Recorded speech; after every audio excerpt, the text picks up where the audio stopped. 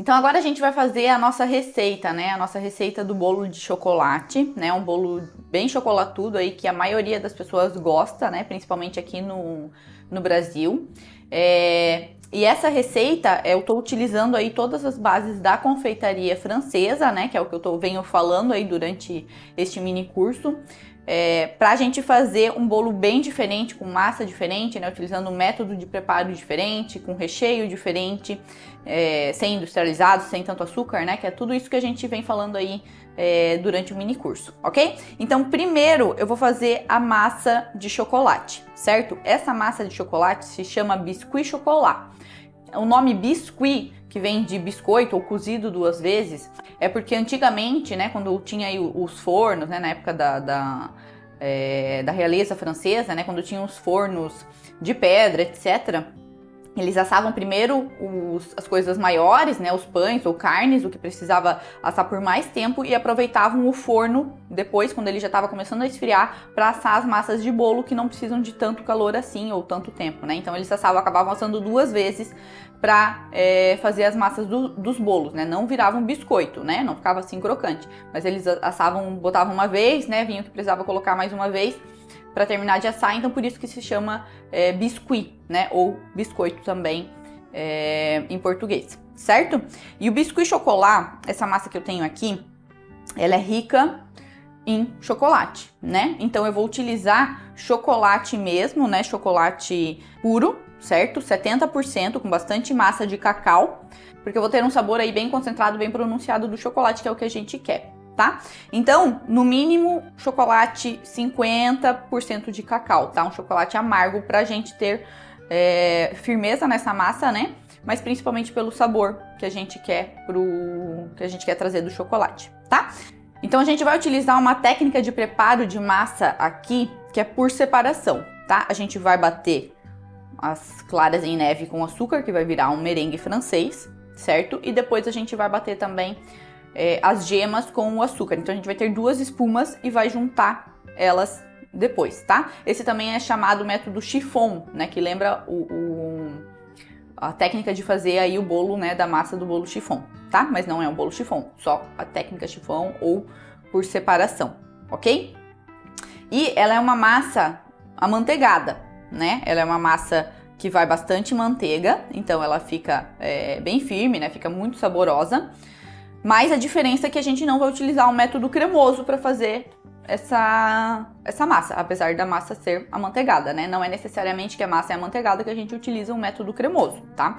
A gente pode utilizar diversos métodos para fazer a mesma massa de bolo, tá? A gente só precisa entender o conceito desses métodos, né? Para daí ver o que se adequa melhor, ok?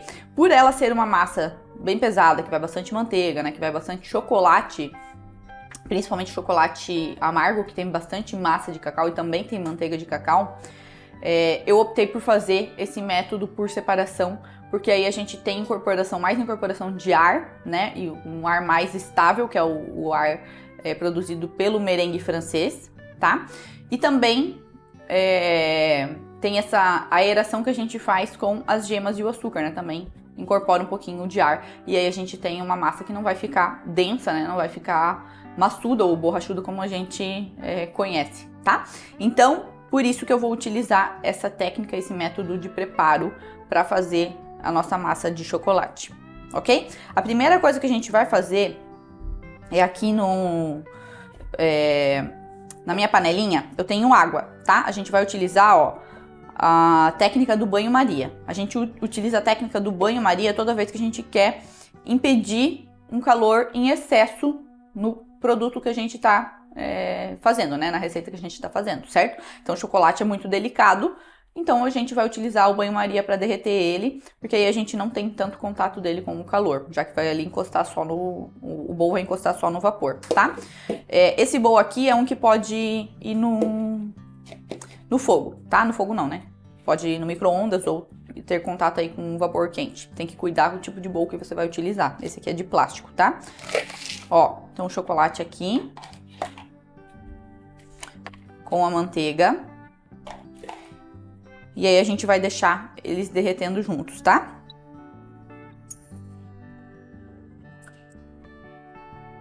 Enquanto isso, aqui na minha batedeira, eu vou fazer o meu merengue francês, certo? Então eu tenho as claras em temperatura ambiente.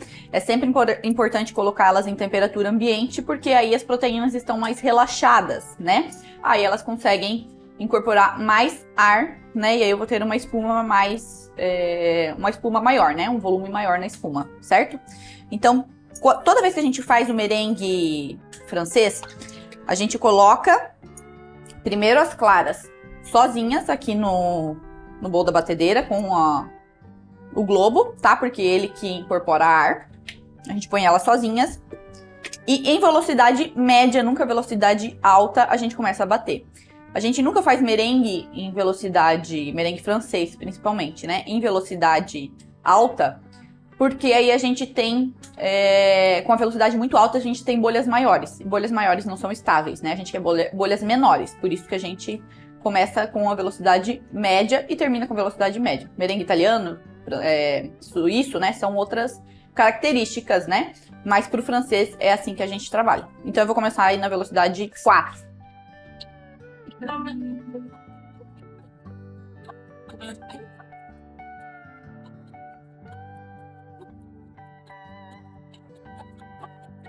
Eu vou utilizar metade desse açúcar, tá? Pra fazer o meu merengue, ok? E aí eu vou, agora que ele já começou, ó, a criar uma espuma, uma leve espuma, eu adiciono um pouquinho do açúcar.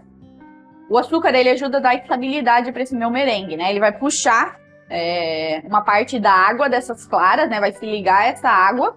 E aí, consequentemente, eu tenho um merengue mais estável, certo? Mas eu tenho que colocar ele aos poucos. Se eu colocar tudo de uma vez no início, eu acabo criando muito peso nessa espuma e ela não vai se desenvolver tão bem.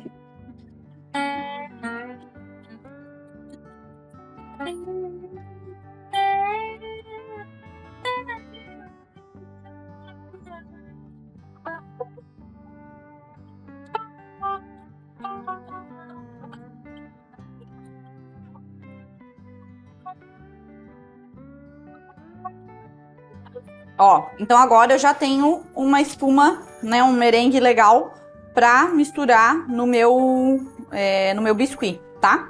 Ele forma, ó, esse ganchinho, né, esse ganchinho aqui, ó, que se chama bec do azô, tá? Que lembra o biquinho do pássaro, né, que se chama, que se traduz, né, em português para bico de pássaro.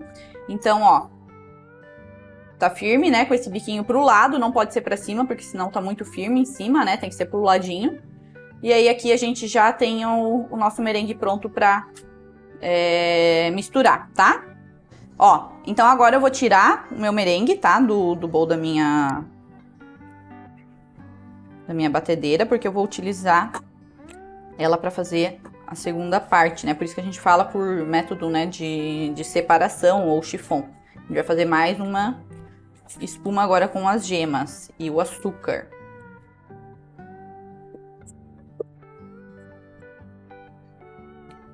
Então agora a gente vai fazer a segunda parte, tá? Vão as gemas aqui no bowl. Agora a gente pode colocar o açúcar todo de uma vez, tá? A gente vai precisar dele porque com as gemas funciona de uma forma um pouco diferente, tá? As gemas, elas precisam desse açúcar que também vai absorver a água, né, que contém ali dentro delas, mas ele vai criar uma mistura mais viscosa, né? E com isso vai conseguir incorporar ar, tá? O nome dessa técnica aqui é blanchir.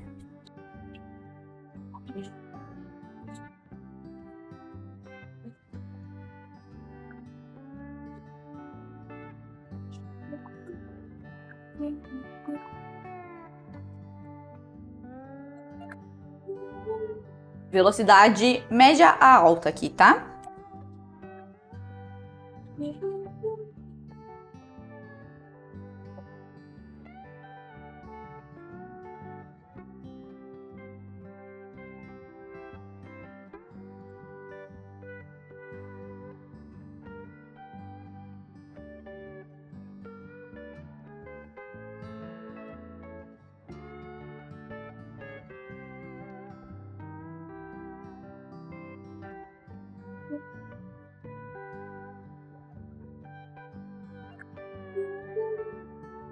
Ó, aqui a gente já tem a nossa mistura pronta, tá?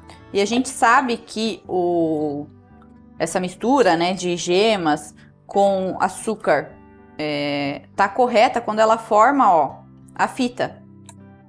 Tá vendo? Esse é o ponto Ruban, ou fita, que ela forma um risquinho, né, uma fitinha, quando ela cai do batedor dentro do creme.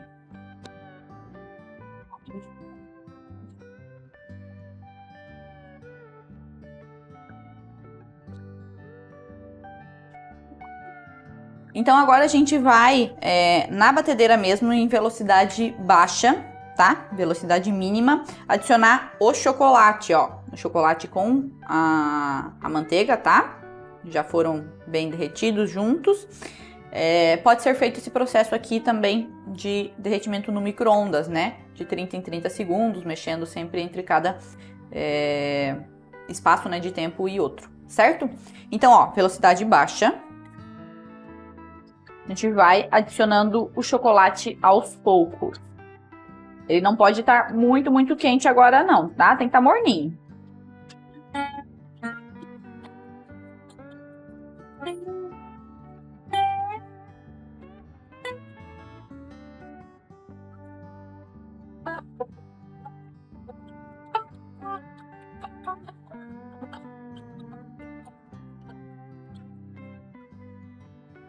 Ó, agora eu vou adicionar o trigo, tá? E aqui eu tenho fermento em pó e sal, ok? Eu vou misturar os dois juntos. Então agora eu vou misturar na mão, tá? Esse processo precisa ser feito de uma forma bem delicada, né? Adicionando aí, incorporando o trigo para não desenvolver glúten, porque senão a minha massa vai acabar ficando muito firme, né? Muito dura. Ó, vou mexer aqui, misturar um pouquinho só para qualquer respingo, né? Que aqui do lado não incorporou direito.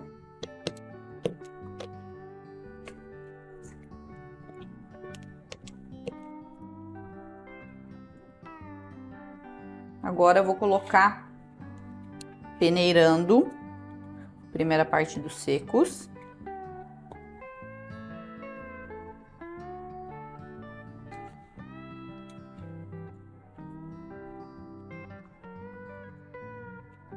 Ó, observe o movimento, né, da minha mão, que ela vai de baixo pra cima. E aí, ó, raspando as laterais. Dessa forma a gente mistura, né, delicadamente.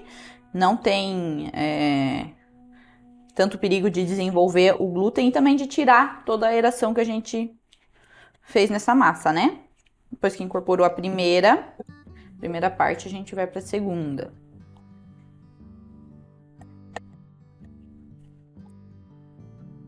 A gente peneira só para evitar gruminhos, tá? Peneirar não vai deixar nosso bolo mais macio, né? A incorporação de ar, sim. Peneirar o trigo, não. A gente só faz para tirar qualquer gruminho que tenha ficado.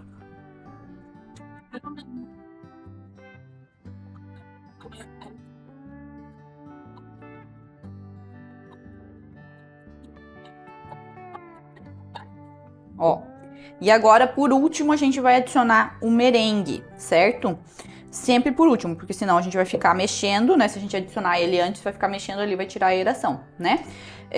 Agora, a técnica que a gente vai utilizar aqui é a técnica de igualar texturas, certo? Aqui a gente tem uma textura que é muito leve e aqui uma textura pesada, né? Se eu jogar tudo de uma vez, a gente vai precisar mexer mais tempo para conseguir incorporar corretamente. Agora, se eu deixar essa mistura aqui um pouco mais leve, essa daqui vai conseguir incorporar mais fácil, sem eu mexer tanto, tá? Então, por isso que a gente põe uma parte primeiro. E aí mistura, ó.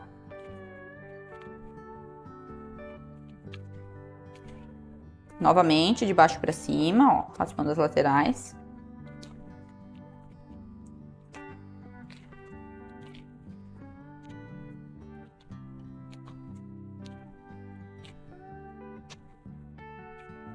Ó, e agora eu tenho já essa daqui muito mais leve.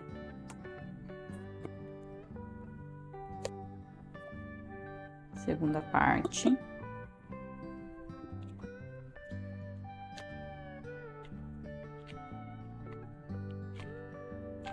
Ó, sempre meio que dobrando né, dobrando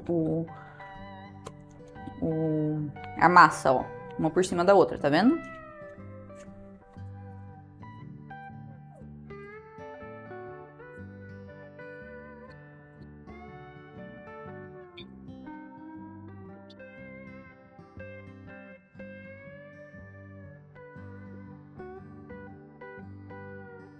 Ó, e a partir do momento que já tá tudo incorporado, eu paro de mexer, né? Pra não justamente tirar toda a aeração que eu fiz, tá? Então, ó, uma massa amanteigada, né? Uma massa que tem bastante gordura, por causa da manteiga e da manteiga de cacau, né? Que teoricamente seria uma massa pesada, porque vai bastante chocolate e essa gordura. E eu consegui, com a técnica, né, de separação, deixar ela bem levinha, né? Com a técnica de método de preparo por separação, ou chiffon, né? Algumas bibliografias chamam essa técnica de chiffon, tá? Então, pode ser, né? Tanto uma quanto a outra. Agora a gente vai colocar, então, nas nossas forminhas, tá? Vou mostrar aqui como é que eu faço. Ó, então eu utilizo, normalmente, forminhas separadas para assar as minhas massas, tá? Eu acho que se assar separadas, elas ficam mais leves, né? Porque eu não tenho tanta quantidade de massa aqui dentro. E normalmente elas ficam mais retinhas, eu não preciso ficar cortando depois e comprometendo a estrutura da massa, certo? Essa aqui, ó, que eu tenho é de fundo fixo, pode ser de fundo removível também. E ela tem 15 centímetros de diâmetro, tá? E aí, eu não unto a lateral das formas, certo? Porque dessa forma a massa ela agarra na lateral e cresce mais reta. Se eu untar, tem mais chances de ela acabar encolhendo até num formato meio de cone, certo? Então por isso que eu não unto as laterais. Eu utilizo esse disquinho aqui, ó, de papel manteiga, tá? Que eu vou mostrar agora como é que a gente faz.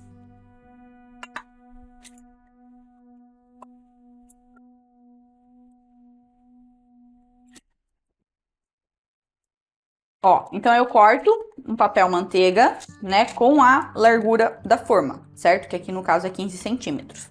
E aí, eu faço algumas dobraduras. Primeiro eu dobro uma vez no meio.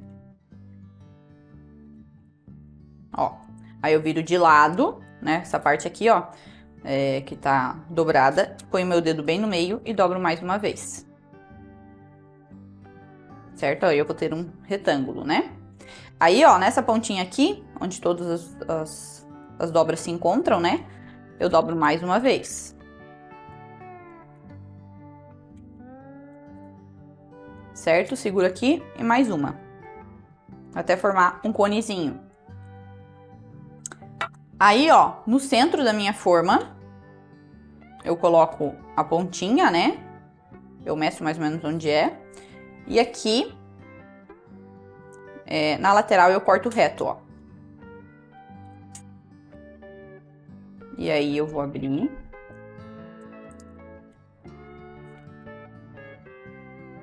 E eu tenho fundo de papel manteiga. Eu gosto de medir também a quantidade, né, em gramas que vai dentro das minhas forminhas, tá? Essa aqui vai dar mais ou menos umas 230 gramas em cada aro.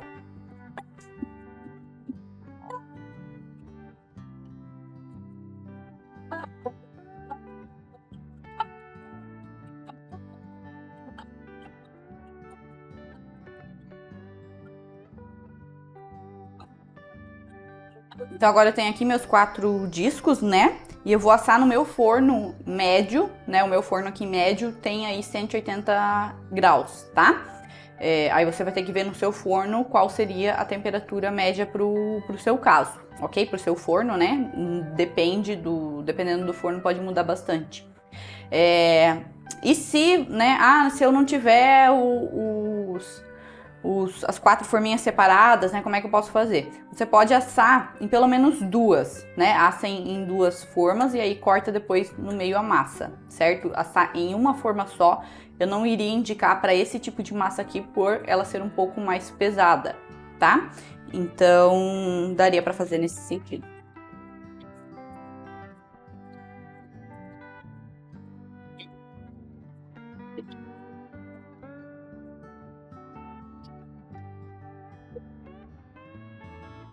Ó, então pra gente testar, né, se a massa já tá bem assada, a gente vai com o palitinho, ó. E ele tem que sair limpinho ou com uns pedacinhos também de massa, né, pouquinho grudado, não tem problema. Ela só não pode estar o palitinho super molhado, tá? E aí, assim, como essa massa, ela é muito fofinha, ó, ela já tá começando a soltar das laterais, tá vendo? Ela tem a característica de encolher, né? Como ela tem bastante aeração.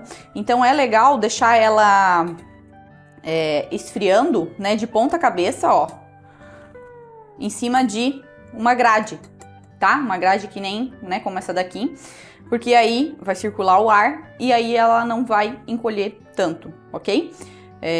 Se não tiver uma gradezinha assim, dá pra colocar também na grade do fogão, né? Também funcionaria. Tá? Então agora a gente vai fazer o nosso recheio, tá? O nosso recheio aí do bolo de chocolate vai ser o creme de confeiteiro de chocolate, tá? O creme de confeiteiro, ele já é muito antigo, né? É um creme francês, que provavelmente veio aí com a Catarina de Médici e seus chefes da Itália, né? E na época aí de Carême, ele foi aperfeiçoado, né? Na França, o Carême, que era um chefe celebridade, né? Foi o primeiro chefe celebridade. Ele aperfeiçoou esse creme, né? Fez algumas modificações, né? E também catalogou, etc, né? Então, por isso que a gente tem esse creme tão famoso aí, tão clássico da confeitaria francesa, certo? Ele é um creme que leva gemas, leite, amido de milho para espessar, tá? E açúcar. E aí a gente vai utilizar também o chocolate, né? Para fazer, para dar o sabor de chocolate, claro, né? Que é o creme que a gente quer. E aí, esse aqui é um chocolate 70%, certo? Pra gente ter também uma potência de sabor. Lembrando que se eu utilizar um chocolate com menos porcentagem de cacau, também dá, só que daí eu vou ter menos potência de sabor, ok? O creme de confeiteiro, ele não é um creme à base, né, de leite condensado, né, ou de industrializados. Ele é um creme muito tradicional que pode ser modificado e inclusive transformado em diversos outros cremes, né, como o creme diplomata, né, o Chibust, todos eles derivam do creme de confeiteiro, tá? E como eu falei, ele leva um amido de milho para espessar, tá? Poderia ser trigo também, mas aí muda um pouquinho as proporções, mas eu gosto mais do creme, do sabor e da textura com o amido, né? O amido, ele vai aqui ajudar a firmar porque ele gelatiniza, né, com o calor e com a absorção da água, certo? E aí ele forma um gel que vai deixar o nosso creme mais espesso, ok? Algumas pessoas não gostam, né, de creme à base de amido. Eu não entendo realmente por que seria isso, porque ele é um ingrediente aí muito bom, que tem um resultado muito legal, que pode, esse creme, inclusive, ser congelado sim, né? Ele pode ser congelado, porém, quando a gente tirar do congelador, a gente precisa bater ele um pouco para voltar à cremosidade. Não vai ser a mesma coisa do que o creme feito na hora, tá? O creme feito na hora, que não foi congelado, vai ser muito mais cremoso, muito mais firme, ok? Mas se eu fizer o congelamento dele e tirar e bater ele um pouquinho, eu vou ter um resultado legal também, só que um creme um pouco mais mole e não tão liso, certo? Então, eu já fiz os testes de congelar creme de confeiteiro à base de amido de milho e dá certo também. O que eu não posso é congelar ele dentro do bolo, né? Por exemplo, se eu quero congelar o bolo inteiro e aí levar ele pro congelador e depois eu não vou conseguir bater ele para voltar à cremosidade, daí ele sim vai ficar um creme separado, né? Meio talhado, tá? Então, vamos lá para as nossas técnicas, né, que a gente vai utilizar para fazer o creme de confeiteiro. A gente precisa ter alguns cuidados, porque é um creme que vai gemas, né? E as gemas são sensíveis ao calor, a gente não quer acabar ficando com gemada, né? Então, eu vou mostrar aqui as técnicas corretas para que isso não aconteça. Então, a gente vai começar com o leite na panela, leite integral, certo? Se eu fosse fazer um creme de baunilha, né, e não, que é o mais clássico do creme de confeiteiro e não de chocolate, essa parte aqui eu colocaria uma pasta de baunilha ou a fava de baunilha, né? Mas, como não é o caso, eu vou aquecer só o leite com metade do açúcar. Tá, então por que a gente coloca o açúcar aqui junto com o leite, né? Ele vai ajudar a impedir com que esse leite levante fervura tão rápido, né? Vai demorar um pouquinho mais. E a outra metade do açúcar eu vou colocar aqui no bowl.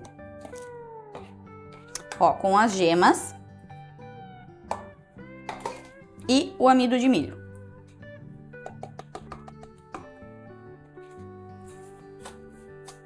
E aí eu vou misturar.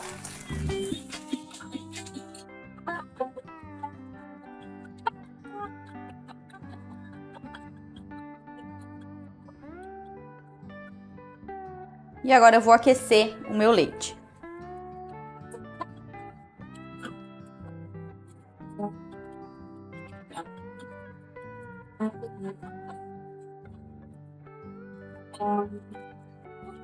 Ó, agora que o leite começou a levantar, né, umas bolinhas de fervura, ó, não precisa ficar fervendo, né, muito, a gente vai desligar e vai fazer a técnica da temperagem, tá? Que a gente vai adicionar um pouquinho do leite quente aqui, né, nas nossas gemas, pra fazer elas se acostumarem com o calor, né, a gente vai estar temperando elas e voltar tudo depois pra panela pra conseguir misturar bem, né, aquecer ela bem, para que ela se firme, né, se coagule, junto com o amido, né, que vai se firmar também. E aí a gente vai ter um creme liso, né, homogêneo, sem os pedacinhos de gema cozida, né? A gente não quer, como eu falei antes, gemada, né? Então, por isso que a gente utiliza a técnica da temperagem. Ó, então eu vou misturando, adicionando o leite aos pouquinhos, ó.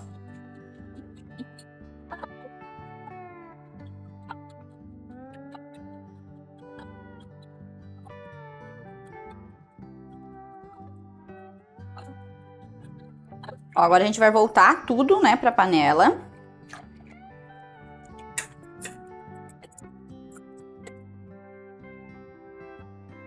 E aí, em fogo baixo, tá? A gente vai mexer sem parar, de preferência com o fouet, tá? Porque o fouet, ele consegue chegar em várias partes do creme ao mesmo tempo, daí evita com que a temperatura se eleve tanto, né? A gente vai mexer até ele espessar. Depois que ele começou a espessar, né, que ele já se espessou, a gente cozinha por um minutinho mais ou menos, ou até ele chegar aí 75, entre 74 e 76 graus, que é um ponto onde o amido já tá bem gelatinizado, né, ele já firmou. E aí a gente vai ter um creme estável depois, tá? A gente precisa com que o amido cozinhe aqui corretamente, para que ele depois não solte água, né? Para que ele não amoleça o nosso creme, tá? A gente vai criar uma rede, né? Essa gelatinização é a rede que o amido cria em volta da água, segurando ela, deixando o creme espesso.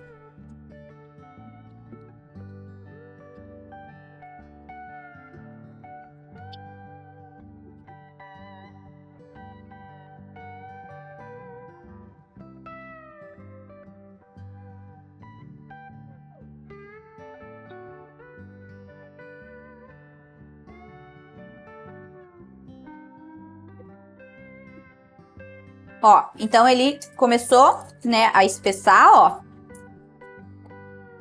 Já firmou, né, já tá começando a gente sente que ele tá bem mais grosso. Eu vou cozinhar mais um minutinho aqui, pra ele chegar na temperatura, né, pra que ele gelatinize bem. E aí, no fogo desligado, eu vou adicionar o chocolate só pra ele derreter aqui com o calor do creme.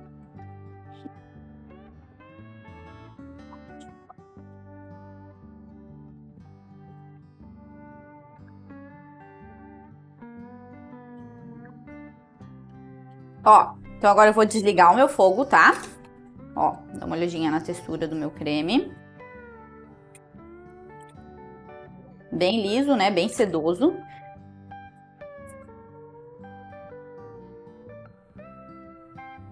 E agora eu vou adicionar o meu chocolate com o fogo já desligado. Bem picadinho para que ele derreta mais facilmente, né? Por que que eu não indico utilizar, por exemplo, o cacau em pó, né? O cacau em pó, ele vai deixar o nosso creme meio, como ele é praticamente um amido, né, bem concentrado, ele vai absorver toda a água do nosso creme e vai deixar ele até meio duro, assim, né, meio parecendo com um aspecto meio seco, tá? E ele não tem gordura praticamente nenhuma, né, da manteiga de cacau que foi extraída. O cacau em pó 100%, ele tem aí de 10 a 12, no máximo 15% de gordura, né? Enquanto o chocolate tem 50, né? Então a gente vai ter muito mais cremosidade e também sabor com o chocolate puro aqui, tá? Então aqui, ó, eu tenho pronto, né, o meu creme de confeiteiro de chocolate, tá? Super sedoso, super cremoso, feito sem nenhum industrializado, com uma quantidade reduzida de açúcar, né? Não tem nenhum conservante aqui também. E ele tem validade de 3 dias em geladeira, tá? Qualquer creme à base de ovos ou gemas ou claras tem validade aí de 3 dias em geladeira, certo? E aí agora a gente vai cobrir ele, vou tirar daqui, né? Vou cobrir ele com plástico filme em contato para ele não criar película. Vou deixar ele esfriando, né, na geladeira e depois eu vou mostrar como fazer para ele voltar à cremosidade depois de gelado, tá? Então tá pronto aí o nosso creme, né, para rechear o nosso bolo. Super saboroso, que a gente utilizou aí uma base e as técnicas da confeitaria francesa para fazer.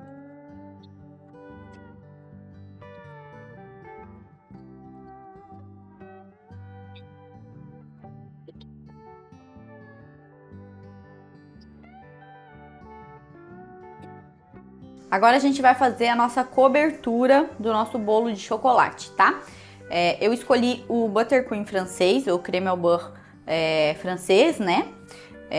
Pra gente fazer a contenção do nosso bolo e também a cobertura. Eu vou saborizar com café, tá? Eu tenho aqui, ó, um café expresso, né? Bem concentrado, bem amargo até, pra gente saborizar o nosso buttercream, tá? A gente vai partir de uma calda de açúcar. A gente sempre tem que ter muito cuidado com calda de açúcar. Por quê? Porque normalmente calda de açúcar cristaliza se a gente não tem alguns cuidados. Por que que uma calda de açúcar cristaliza? A gente tem a mistura de água e açúcar na calda, certo? E com o calor, o açúcar que tem duas moléculas, né, uma de frutose e outra de glicose, tendem a se separar, né? Elas estão juntinhas ali no grãozinho do açúcar e elas tendem a se separar. E aí, quando a gente, né, aplica o calor e elas se separam, o que elas mais querem é se juntar novamente, né? Então, elas vão fazer de tudo para que isso aconteça.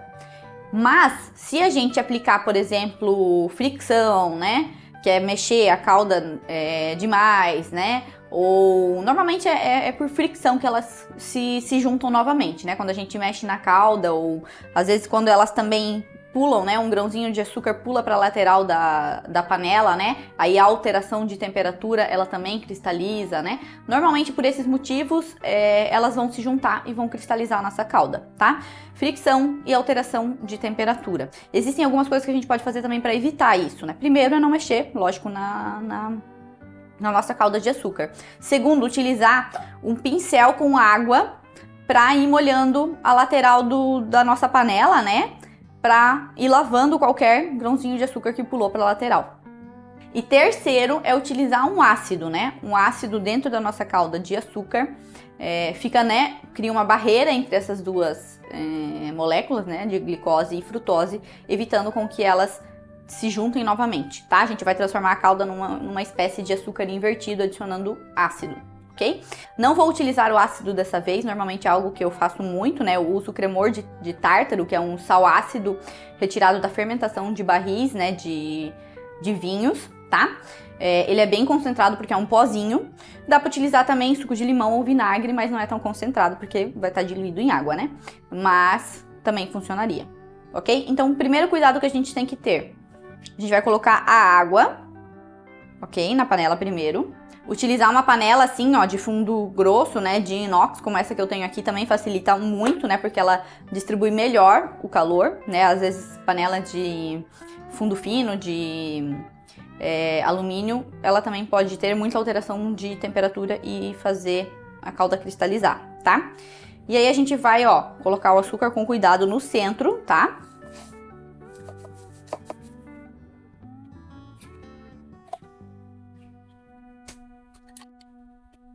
Com uma colher a gente pode mexer enquanto o fogo não tá ligado, tá? Pra dissolver.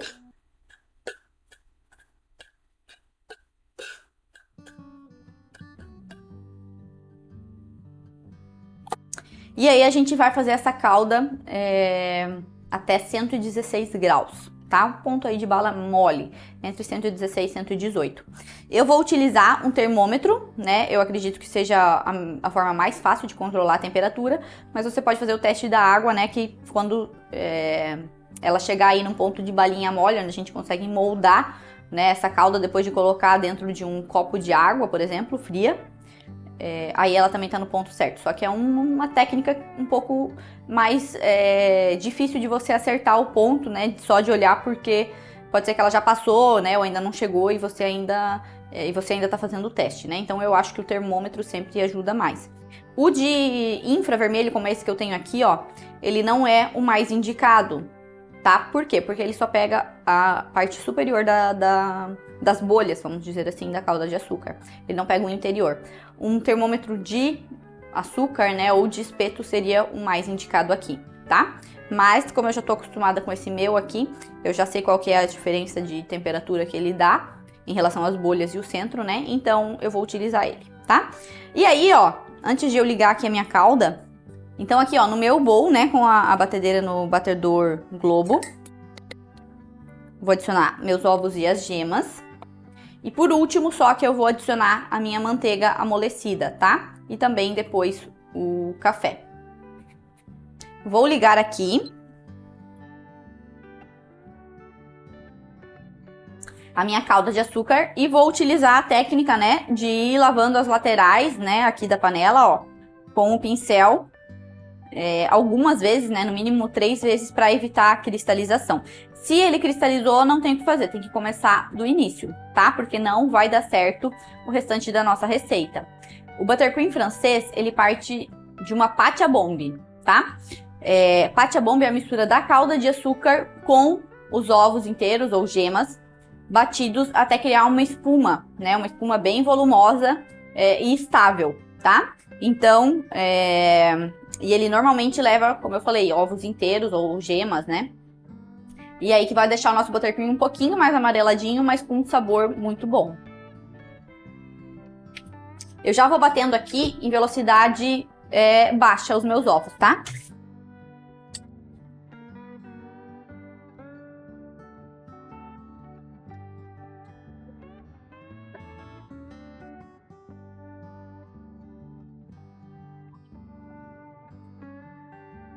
Ó, então agora a minha calda já chegou na temperatura, tá? Eu aumentei um pouquinho a velocidade aqui da minha batedeira para média, ok? E pela lateral, ó, eu vou jogando a calda para que ela vá se misturando nos meus ovos, tá? Eu tenho que evitar jogar no batedor, sempre pela lateral, aos pouquinhos.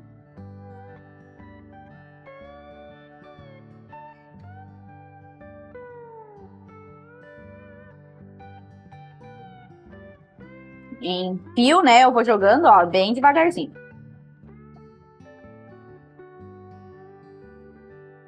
Depois que já foi toda a calda, aí eu posso aumentar. Ó, pra saber que a minha calda não cristalizou, eu preciso olhar a lateral da panela, tá? Ela tem que estar sem nenhum grãozinho de açúcar. Ó, só com a calda translúcida, tá?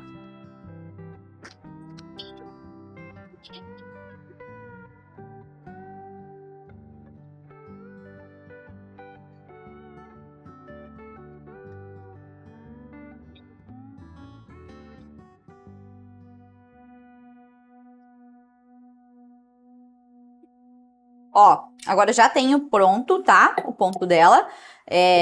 O nome desse ponto, né, que a gente tem ela pronta aqui, é o ruban, tá? Onde ela faz uma fita, ó. Quando a gente levanta o batedor com o creme, ela forma uma fitinha. Ou ponto fita também, né?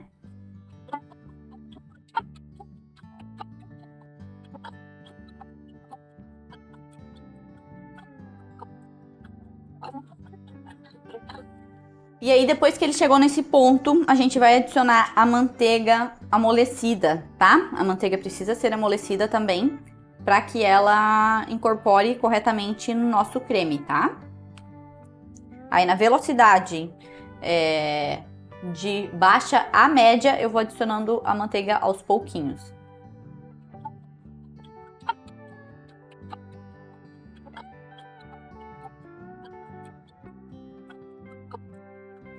A melhor manteiga pra gente utilizar aqui é a manteiga extra, tá? Normalmente ela é um pouco mais clarinha, ela contém mais gordura e menos água e não tem um cheiro, né, nem um gosto tão forte de manteiga assim.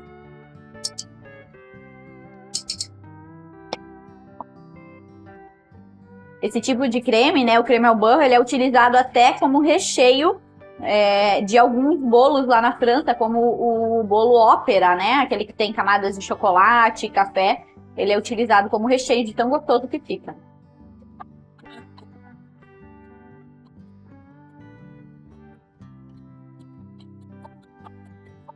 Ó, no meio do caminho eu posso parar, tá? Pra raspar as laterais, sempre lembrando de raspar.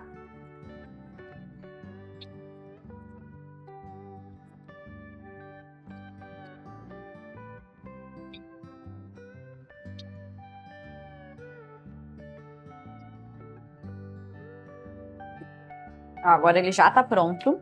Esse aqui seria um creme ao beurre já, né? Sem saborizar, sem nada. Com essa textura, ó. Vou mostrar como é que ele ficaria. Essa é a textura dele, ó. Sem saborizar. Pode ser utilizado assim também, tá?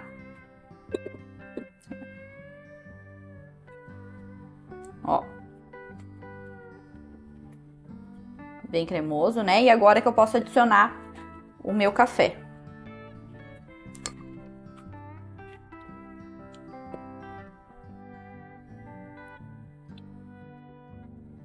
Em velocidade média.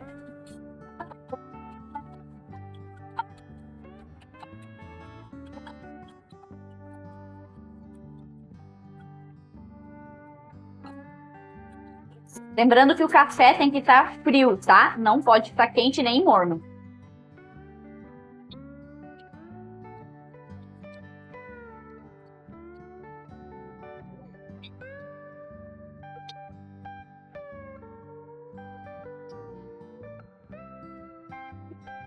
E já temos pronto aqui o nosso creme au beurre de café.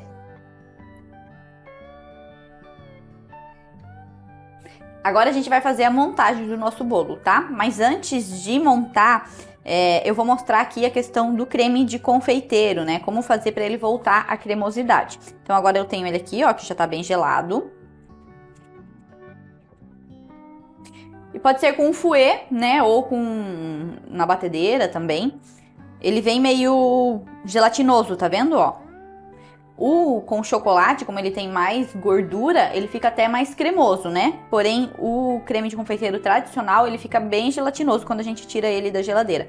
Então, com o fouet mesmo, né? A gente, ó, mistura. E aí ele já volta à cremosidade inicial, tá? Cuidar para não bater demais, porque senão a gente rompe todas essas redes que a gente fez, né, com o amido de milho, ela acaba se rompendo com a fricção e aí vai escapar água e ele vai ficar muito líquido, tá? Vou colocar ele numa manguinha de confeitar.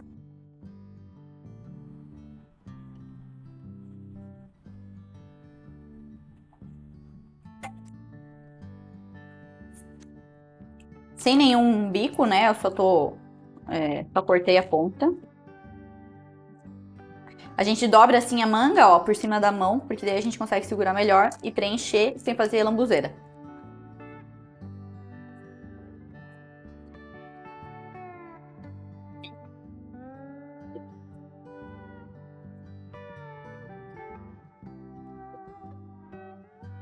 Agora, para fazer a montagem, né, do nosso bolo, a gente vai precisar de uma bailarina, tá? Que não precisa necessariamente ser uma super cara, né? Essa minha aqui é bem simples, é baixinha até, né? Não é muito alta, mas não tem problema.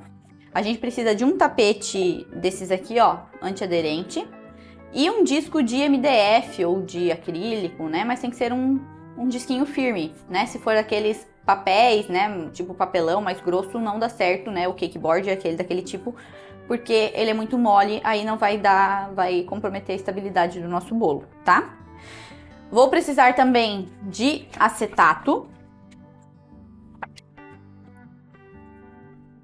durex e um pacotinho daqueles de cozinha, né? Pacotinho plástico. Ó, eu tenho aqui a minha massa de bolo, tá? Ó, deixa eu tirar. Ela sai facinho, né? Encolheu um pouquinho, mas como eu falei, é normal de acontecer com esse tipo de massa.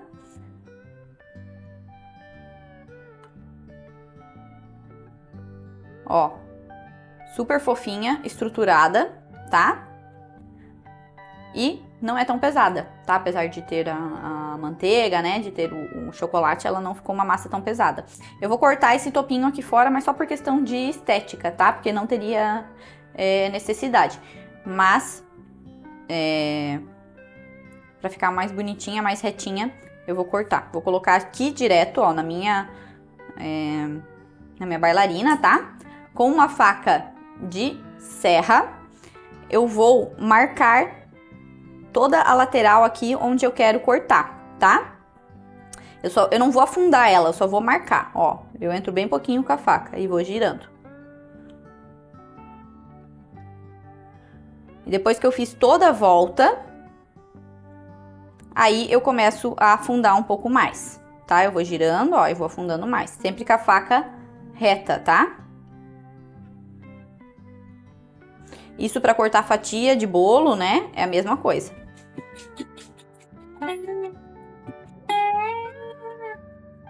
Ó, posso tirar aqui alguma capinha que ficou.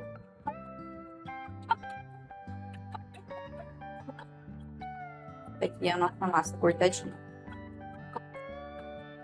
Então, a técnica que a gente vai utilizar para montagem é a montagem livre, tá? Montagem livre no acetato e eu vou mostrar aqui como é que a gente pode fazer. Vou botar a primeira massa de bolo que eu tenho, tá? Então, eu tenho aqui, ó, o meu creme au beurre já na manga de confeitar com bico perlé número 14, tá? Vou fazer com ele só uma colinha aqui. Ele vai servir como minha contenção também. Vou colocar o bolo, a primeira fatia com a base, né? A base dele que tava, né, na forma também. Sempre contra o meu disquinho de MDF para ter mais estabilidade, tá? Na massa. E eu não vou molhar essa massa com calda, tá? Ela já é bem úmida por causa do chocolate, então não tem necessidade. Agora eu vou fazer a minha contenção com a cobertura. Essa é uma técnica, né, de contenção. Existem diversas técnicas de contenção. Uma é com a cobertura, outra é com o próprio recheio, se o recheio for firme o suficiente, né? Outra é com a massa. Cada uma é para um uso, né? Mas com a cobertura eu quero fazer essa contenção com a cobertura porque o buttercream é um creme bem firme, né? Que ele vai na geladeira, ele endurece por causa da quantidade de manteiga. Então, por isso que eu vou utilizar ela para fazer a contenção.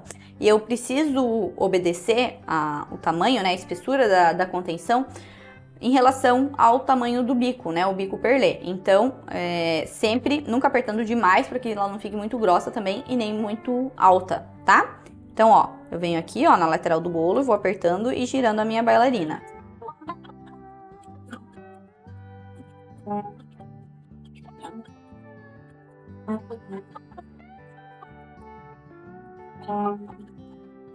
Ok? E terminei, ó. Não pode ter buraco nenhum, tá? Ó, a proporção de recheio, no caso vai ser essa mesma proporção da altura da contenção de recheio, tá? Em relação à massa, dá mais ou menos metade, né, da espessura da massa em recheio, tá? Essa é uma espessura legal que dá pra trabalhar. Com a massa um pouco mais fina também dá, mas com recheio mais grosso do que isso começa a ficar perigoso, tá? A gente não pode exagerar na espessura do recheio, senão ele compromete toda a estrutura do nosso bolo. Agora eu venho, ó, com creme de confeiteiro.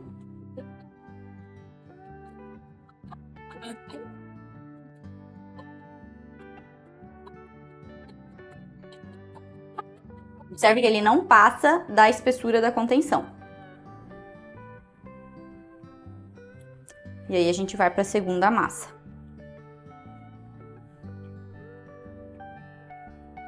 Vou colocar ela novamente assim, tá? Com a base maiorzinha para baixo. Depois, qualquer erro que tenha na massa, né, de ela não tá muito retinha, a gente consegue consertar com a cobertura. E aí a gente vai repetindo o processo até terminar.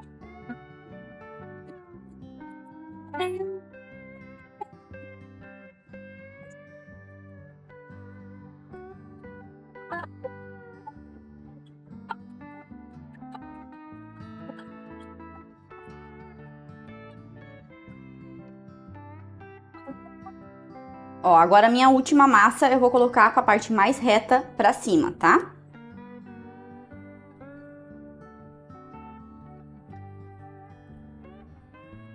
Agora eu vou vir com o meu plástico, ó, eu vou abrir ele. Na parte onde tem a emenda, eu vou abrindo, tá? Ele aparece um fiozinho onde é a emenda, aí ele abre inteiro, ó, e o fundo também, ok? Vou colocar por cima do meu bolo, cobrir com o plástico. E vou vir com a minha tira de acetato, ó, englobando aqui o meu bolo inteiro, né? Ó, eu gosto de fazer assim do contrário, utilizar ela assim do contrário, porque ela não acaba essa parte, né, que é um pouquinho dura, ela acaba entrando dentro do bolo. Então, dessa forma, a pontinha fica pra fora, ó. Daí, envolvo o bolo, dou uma abraçadinha.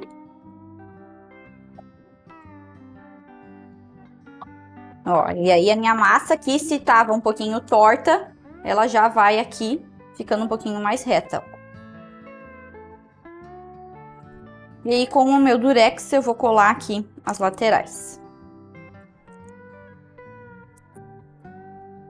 Ó, o acetato tem que ficar bem retinho, tá?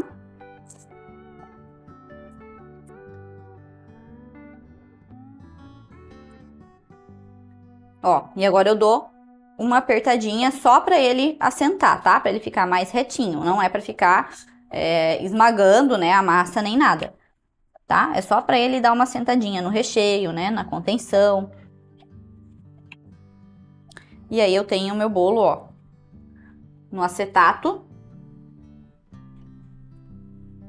alto, né? Que vai ficar agora gelando, tá? Ele precisa de pelo menos aí 6 horas de geladeira, de preferência de um dia para o outro, para tudo firmar muito bem, né? Assentar o recheio, pegar o gostinho de tudo, e para depois a gente poder cobrir ele com segurança, tá? Então, pelo menos aí de 6 a 12 horas de geladeira.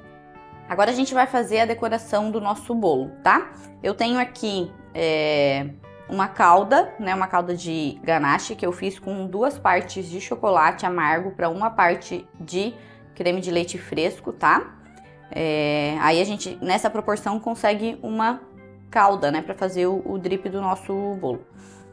Tenho aqui também o nosso creme au beurre de café, né, que a gente utilizou na contenção. Agora a gente também vai fazer na cobertura. Para decoração eu vou utilizar frutas vermelhas, tá? Que é uma característica da confeitaria francesa utilizar frutas da época para decorar os seus doces, né? Tortas e bolos. Então, por isso que eu vou utilizar esses morangos, né? Os mirtilos, as amoras e framboesas que eu tenho aqui disponível hoje, tá? Porém, você pode utilizar a fruta que você quiser. Então aqui, pra gente decorar o nosso bolo, eu vou tirar, ele ficou descansando, né? Vou tirar o durex.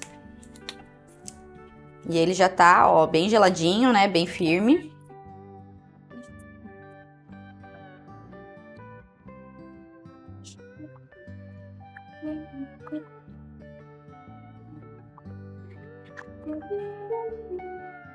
Dessa forma, ó, eu tenho o acetato sempre limpo também, né? Ó, e a gente tira o plástico, ele também não gruda, né, na cobertura, nem nada. Vou tirar um pouquinho com um pincel, ó, das migalhas, né, que caem.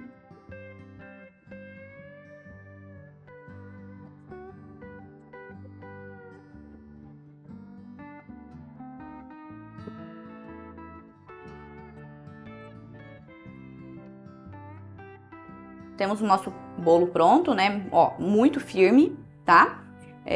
A gente vai fazer agora uma decoração, né?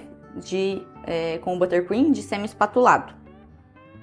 Ó, aqui eu tenho o creme au beurre, tá? Ele tá amolecido, né? Como eu fiz ele no dia anterior pra contenção, então eu deixei na geladeira Depois eu tirei e deixei em temperatura ambiente até esperar ele amolecer um pouquinho, ficar nessa textura, né, para eu conseguir utilizar na lateral, tá? Se eu quiser um bolo que não tenha o efeito semi-espatulado, e sim todo ele espatulado, aí eu vou precisar pelo menos uma receita e meia dessa, tá? Eu não vou utilizar a manga de confeitar para fazer para passar, né, na lateral do bolo. Normalmente as pessoas utilizam, né, para deixar ele mais lisinho, mas quando querem a cobertura toda, né, ou cobrir o bolo todo. Como eu quero o efeito semi-espatulado, eu vou utilizar uma espátula como essa, tá? Angulada, ó. E aí eu vou só pegando a cobertura e passando na lateral, cuidando para não arrancar nenhuma migalha, tá? Ó, então sempre vou pegar a cobertura e começar aqui embaixo, tá? Ó, e aí eu vou trazendo ela pra lateral, evitar esfregar muito na massa do bolo. Sempre um tantinho, ó, vou fazer primeiro a parte de baixo.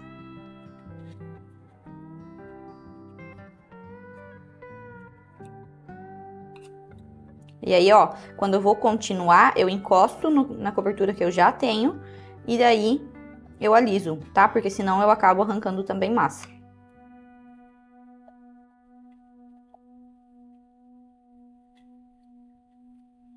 E agora eu vou subindo, encostando na cobertura de baixo, ó. Eu consigo subir.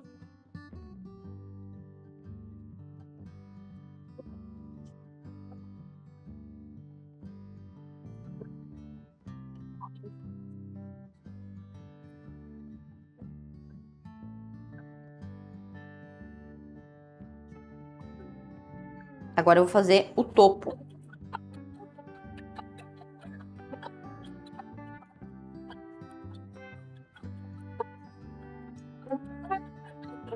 Eu boto uma quantidade grande de uma vez, tá? Ó, aliso primeiro em toda a parte de cima.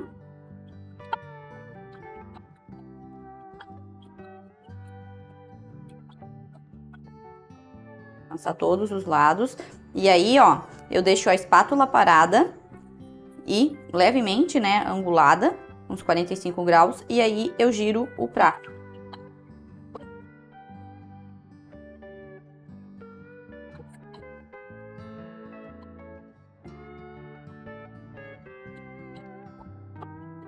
A parte de cima eu vou cobrir um pouco mais, tá? Não vou fazer o efeito semi-espatulado. E aí agora na lateral, eu vou vir com uma espátula reta como essa, tá? Alta, que tem um ângulo de 90 graus, ó. E aí eu encosto ela no meu bolo, ó, eu apoio ela reta aqui embaixo. E aí, no ângulo também, de mais ou menos uns 45 graus, eu deixo ela parada e vou girando o prato. O excesso.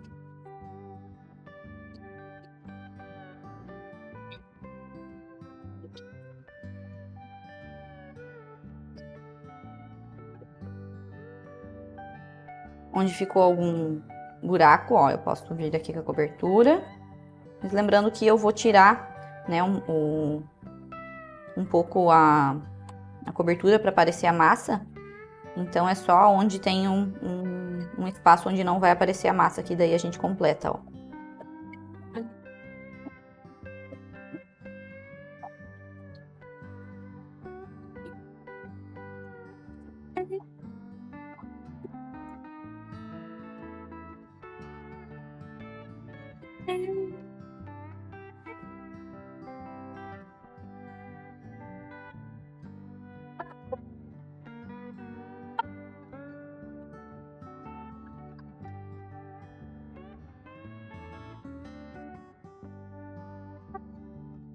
Eu vou alisar agora um pouco o topo e para isso, ó, eu preciso limpar a espátula, tá? Com papel toalha, ó. Raspar de fora para dentro, tirar o excesso e limpar novamente. Aí eu viro, raspo. Que aí eu tenho uma superfície mais lisa, né?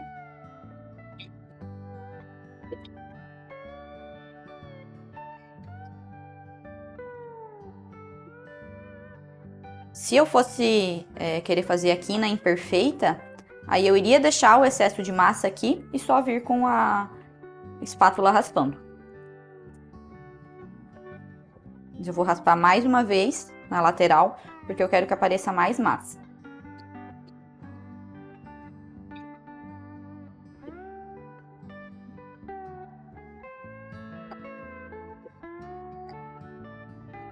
Eu posso sempre me abaixar, ó, e girar o bolo pra ver se ele tá bem retinho, né? E aí aqui já tá aparecendo mais massa, né? Mas aqui ainda não. Então eu vou passar mais uma vez.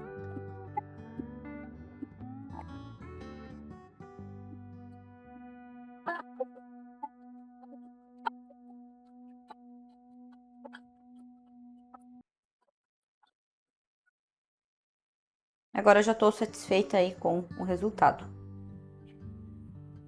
Vou raspar mais uma vez aqui em cima, ó, só pra tirar o excesso.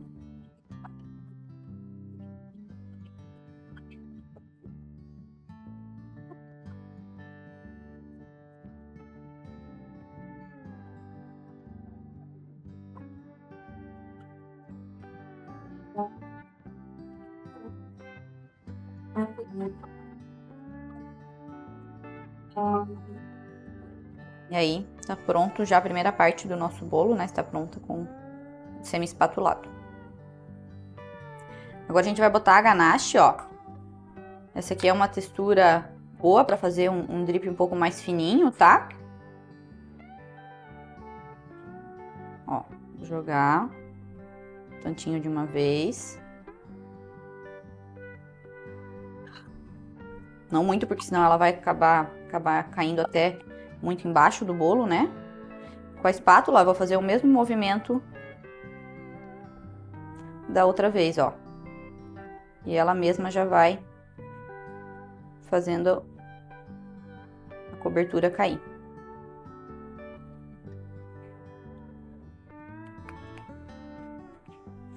E aí aqui em cima, ó, se ficou ainda faltando um pouco de cobertura, eu vou botar bem pouquinho.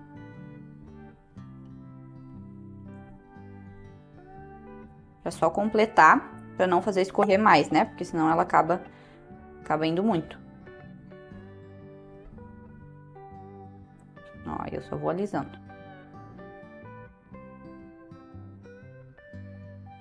É importante o bolo tá gelado nessa hora, tá?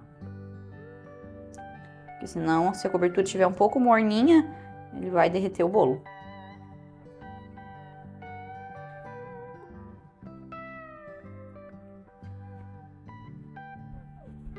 Ok?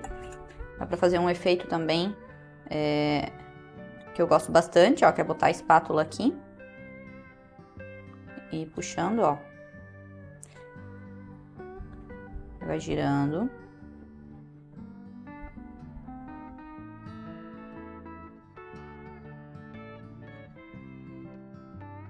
E vai entrando com a espátula. Faz um efeito meio que de caracol.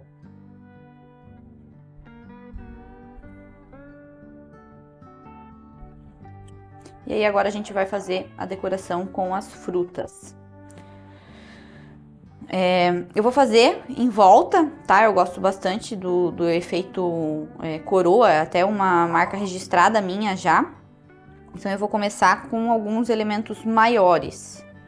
Sempre gosto de começar com elementos maiores, então...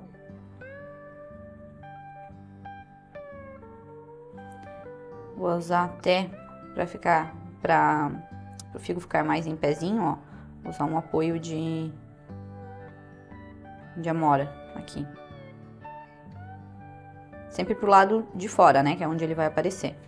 Toda vez que a gente usa elementos grandes, tentar fazer em quantidades ímpares, porque fica mais harmonioso aos olhos, tá? Vou trazer um pouco mais pra cá.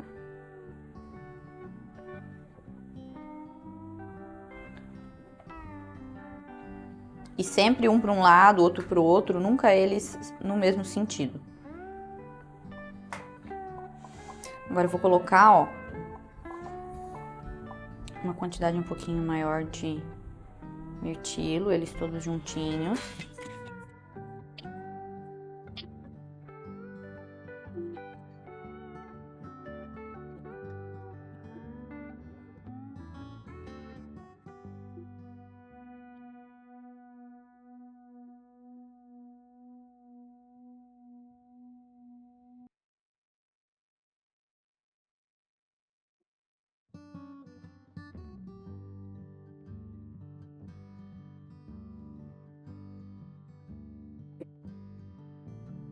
Agora com a amora eu vou fazer a mesma coisa, ó. Vou botar elas que estão juntinhas.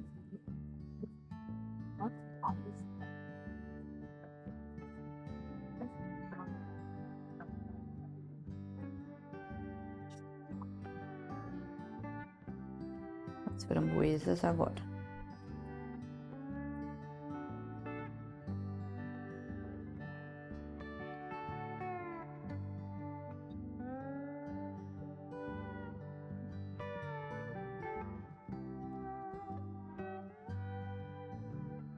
E aí eu vou completar algum buraquinho que tenha ficado com um mirtilo e outro. Eles são menorzinhos, né? Aí acabam completando legal os buraquinhos. Ó, por exemplo, aqui, ó, ficou mais um buraquinho, aí eu vou colocar.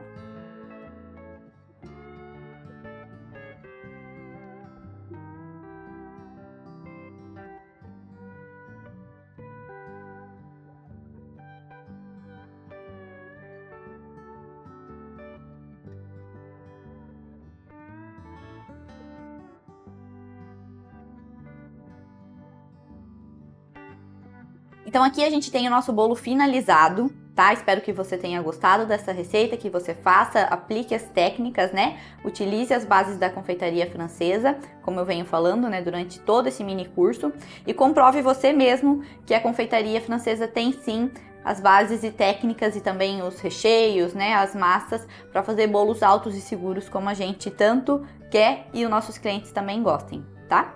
Então, ó, para comprovar, tá? Esse bolo aqui, ele tem 3 dias de validade, né? Recheios à base de ovos, né? Ou gemas, sempre tem 3 dias de validade. Ele precisa ficar em geladeira, né? Pode ser transportado sim, com segurança, dentro de uma caixa bem fechada, mas ele precisa ser deixado em geladeira, tá? Então, muito obrigada por você estar participando comigo nesse mini curso e nos vemos na próxima aula. Beijo! Nós exploramos juntos técnicas da confeitaria francesa, adaptando algumas delas para criar uma sobremesa que é, ao mesmo tempo, sofisticada e acessível. Passamos por várias etapas, desde a escolha dos ingredientes até os detalhes mais sofisticados do preparo. E tudo isso sem depender do leite condensado, para que você possa oferecer doces realmente diferentes e lucrativos. Eu espero que esse doce que você aprendeu tenha te inspirado a experimentar e inovar. E é claro, a acreditar que é possível fazer doces extraordinários mesmo sem seguir as fórmulas mais comuns. A confeitaria é uma arte e agora você tem as ferramentas para levar a sua a um novo patamar. Mas isso não acaba por aqui, com apenas esta sobremesa. Existe um mundo de possibilidades que só a confeitaria francesa pode oferecer. Se você quer de fato faturar mais com doces diferentes, eu tenho uma notícia empolgante para te dar. Ao longo dessas aulas, eu dei a você um gostinho do que é possível criar, mas sabemos que a confeitaria francesa tem muito mais a oferecer, especialmente quando falamos de bolos. Bolos comuns com leite condensado e brigadeiro, todo mundo sabe fazer, e o cliente já sabe o que esperar deles. Mas bolos feitos com as técnicas da confeitaria francesa, com recheio sem leite condensado, ninguém faz. Por isso, eu quero que você mergulhe nesse oceano azul e aproveite todas as vantagens de fazer bolos que ninguém sabe fazer. Lembra que eu falei da Karina, minha aluna? Ela mesma me mandou uma mensagem dizendo que ganhou muito dinheiro, pois a sua concorrência não conseguia copiar o seu menu de bolos. Ela eliminou a concorrência com a confeitaria francesa. Ou a Isabela, que me mandou uma mensagem dizendo que os seus bolos sem leite condensado são os que mais vendem. Sabe por que isso aconteceu com elas e também vai acontecer com você? Porque os bolos da confeitaria francesa são leves e não enjoativos. Levam ingredientes frescos e simples, e não aqueles ultraprocessados, cheios de gordura e açúcar que as pessoas vendem por aí. Este é o poder das técnicas da confeitaria francesa: pegar ingredientes simples e baratos e transformá-los em um doce extraordinário, que fazem o cliente sempre querer comprar de você novamente. Por isso eu convido você a se inscrever no meu curso exclusivo Dominando os Bolos Franceses. Neste curso, vamos mergulhar de cabeça nas técnicas que fazem os bolos de festa se destacarem no mercado, desde as massas perfeitas até os recheios equilibrados e decorações que encantam. Este curso é para quem deseja aprimorar as suas habilidades, profissionalizar suas criações e aumentar as suas vendas. E também para quem gosta de fazer doces em casa para a família. Eu vou mostrar como cada detalhe conta para que cada bolo que fizer impressione pelo visual e conquiste pelo sabor. E o melhor, tudo isso sem leite condensado, com técnicas francesas autênticas que trarão mais lucratividade para o seu negócio. Além das aulas já gravadas bem de perto, você vai receber a apostila completa com todas as receitas, planilhas de cálculo de custos e dicas exclusivas e aulas de precificação para você vender seus bolos com uma margem de lucro atrativa. Vamos fazer os bolos mais pedidos: chocolate com caramelo, abacaxi com coco, morango com creme de baunilha, 3 chocolates, frutas vermelhas com cream cheese, limão com framboesa. Passaremos por diversas massas, decorações e coberturas diferentes, desde buttercream até ganache, chantilly e merengue, para você escolher o que agrada mais a você e ao seu cliente. E eu ainda vou te ensinar como montar um bolo de andar com segurança. E como você participou dessa série de aulas, eu quero oferecer um desconto especial na sua inscrição. Aproveite essa oportunidade para elevar ainda mais o nível da sua confeitaria. Então, se você está pronto para dominar de vez os bolos de festa e transformar as suas receitas em um verdadeiro sucesso, clique no botão aqui embaixo do vídeo e faça a sua inscrição. Estou ansiosa para continuar essa jornada com você e ver o potencial que você pode alcançar. Mais uma vez, muito obrigada por estar comigo nessas aulas. Espero que tenha aprendido muito, que a confeitaria continue sendo uma fonte de alegria e conquistas para você. Nos vemos no curso Dominando os Bolos Franceses. Até lá!